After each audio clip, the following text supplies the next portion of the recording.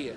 जिस तरीके से लोगों को उठाया जा रहा है, सादुल्लाह बलोच को आज 4 दिन हो गए उठाया गया, पार्लियामेंट हाउस से जाके पार्लियामेंटेरियंस को उठा लिया गया, मुझे जो है सुप्रीम कोर्ट से उठा लिया गया। तो आप देखें कि किसी इदारे की कोई इज्जत नहीं रह गई, किसी इदारे का कोई मुकाम नहीं रह गया। और ये हम इसके ऊपर यहाँ पे इस वक्त ये है कि हर तमाम जो रियासती इदारे हैं और उनमें अवाम भी शामिल हैं, हम एक एक करके तमाम जो चीज़ें हैं उनको गिराई जा रहे हैं। तो मुझे उम्मीद है कि हुकूमत ने तो इसके ऊपर रिव्यू नहीं करना। मैं इस वक्त अदलिया से ये कहना चाहता हूँ कि आप वो वाहिद इदारा है जिसने रजिस्ट किया।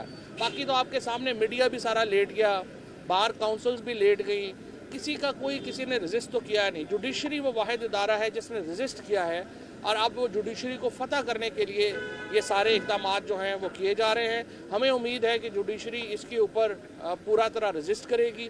पाकिस्तान की अवाम इस वक्त पाकिस्तान की अदलिया के साथ खड़ी है और जिस तरह से ब्राज़ील में, इसराइल में, दुनिया में जहाँ जहाँ पे अदलिया के ख़िलाफ़ इक़दाम हुए हैं, अवाम निकली है। और इंशाअल्लाह ये भी आसान नहीं होगा कि आप अदलिया को रौंद के उसको फतह कर दें। यहाँ पर भी लोग जो हैं वो रजिस्ट करेंगे इंशाअल्लाह। अली अमीन देखें, बाहर के मुल्कों से जो मुज़ाकरात करने हैं वो वफाक ही का इख्तियार है, हम एक फेडरेशन है। लेकिन अली अमीन गंडापुर की अगर आप पूरी बात सुने तो वो ये कह रहे हैं कि वो वफाक ही को कह रहे हैं कि कोई हल बताएं। देखिए, वहाँ रोज़ लोग शहीद हो रहे हैं, वहाँ रोज़ फ़ौज के लोग शहीद हो रहे हैं, वहाँ पे जो पख्तूनख्वा के लोग शहीद हो रहे हैं। खुद हमारे यहाँ पे आपके सामने है कि टेररिज्म किस तरह से पूरे पाकिस्तान में वापस आ गया है। सो अली अमीन गंडापुर ये कह रहे हैं कि मुझे आप कोई हल भी बताएं ना। अगर आप कहते हैं कि हमने अफगानिस्तान से भी मुज़ाकरात नहीं करने हैं, आपके पास, आपने देखा होगा कि ख्वाजा आसिफ साहब जो हैं, जो पाकिस्तान के डिफेंस मिनिस्टर हैं, आपने कभी उनकी कोई टेररिज्म के ऊपर कोई संजीदा गुफ्तगू सुनी है? पाकिस्तान का डिफेंस मिनिस्टर हर वक्त सियासत पे बात करता है, कभी आपने उनसे नहीं, जो लोग शहीद हो रहे हैं रोज़ाना, कभी आपने इस हुकूमत से इनसे कुछ संजीदा बात सुनी है कि इसके इंसिडेंट्स का तदारुक कैसे करना? गरीबों के बच्चे हैं, शहीद हो जाते हैं, एक बस ट्वीट हम कर देती है, प्राइम मिनिस्टर कर देता है कि जी बस अल्लाह अल्लाह खैर से अल्लाह, आगे चले जाते हैं। इस तरह तो देखे नहीं होना चाहिए। 90 लोग सिर्फ इस महीने शहीद हुए हैं। आप जिस तरीके से टेररिज्म के मसले को गैर संजीदा अंदाज से हुकूमत ने लिया है, उसकी वजह से इस वक्त खैबर पख्तूनख्वा के अंदर ये जो बातें हैं वो हो रही हैं। मैं अब भी ये समझता हूँ टेम्परेचर नीचे लाने चाहिए, गवर्नर रूल का सोचना भी नहीं चाहिए खैबर पख्तूनख्वा में। अगर आपने गवर्नर रूल वहाँ पे लगाया, मामला हाथ से निकल जाएंगे। आप मेहरबानी करें, टेम्परेचर्स को नीचे लाएं। मैं सभी से कहता हूं कि इसका कोई हल निकलना चाहिए। अगर आप आईनी तरमीम भी ले आएँ, आप गवर्नर रूल भी लगा दें, आप सब कुछ करें, तो फिर उसके बाद आप सोचें कि मुल्क में जो है वो बिज़नेस एज यूजुअल चलता रहेगा, तो ज़ाहिर है नहीं होना। तो टेम्परेचर नीचे लाना सबकी जिम्मेदारी है। देखिए ना, जो सामने जिनको किया गया था, पहले गुजरात के हमारे MN जो रियाज को जो है उनको पहले उठाया गया, उसके बाद असलम घुमन साहब को उठाया गया, फिर फतियाना साहब को थ्रेट किए गए, साद बलोच को 4 दिन से जो है वो उठाया हुआ है, फिर अबीर सुल्तान आपके सामने इतने दिन जो है उनको जेल में रखा गया, फिर महबूब सुल्तान साहब को थ्रेट किए गए। ये सारे वो लोग हैं जो अंडर थ्रेट है और उनको अंडर क्वेरियन है। अगर नहीं मालूम था तो IG should have been sacked by now. IG को घर भेजना चाहिए था अब तक ना। कुछ तो देखे ना, दाल में कुछ काला तो है ना। ये अगर IG भी अपनी पोजीशन, अगर आप समझते हैं कि बिजली के ऑपरेटर ने सब कुछ किया है और उसको मुअत्तल करके काम जो है वो चलाना है, जनरेटर ऑपरेटर अगर बुनियादी मुल्ज़म है, तो फिर अल्लाह अल्लाह खैर से अल्लाह।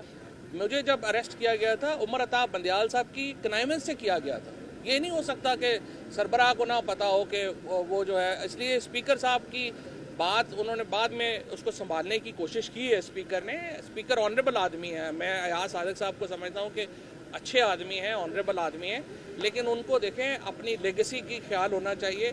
अगर आपके 10 लोग पार्लियामेंट से उठाए जाएंगे, स्पीकर की क्या औकात रह जाएगी?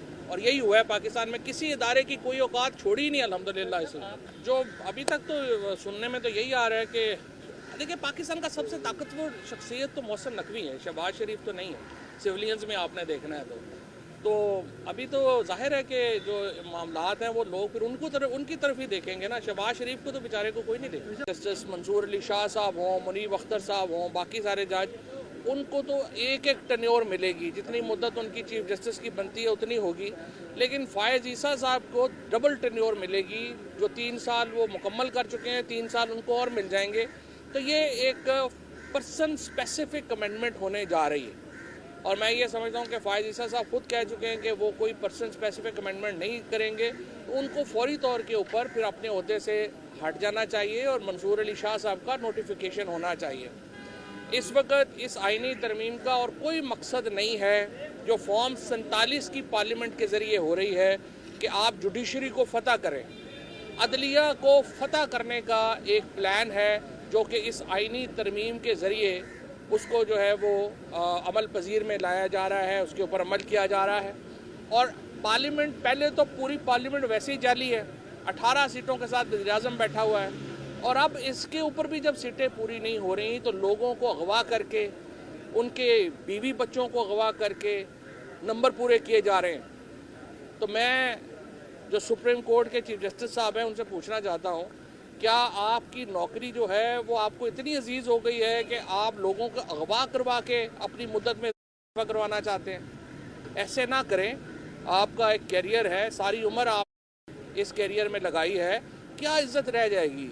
सब ने जाना होता है, अरसा बंदा इक़्तिदार में रह जाता है।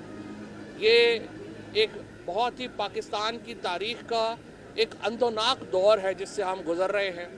बर्बरियत, फस्तायत जो है वो बिल्कुल आप समझें कि एक रूटीन बन गई है। जिस तरीके से लोगों को उठाया जा रहा है, सादुल्लाह बलोच को आज 4 दिन हो गए उठाया गया, पार्लियामेंट हाउस से जाके पार्लियामेंटेरियंस को उठा लिया गया। मुझे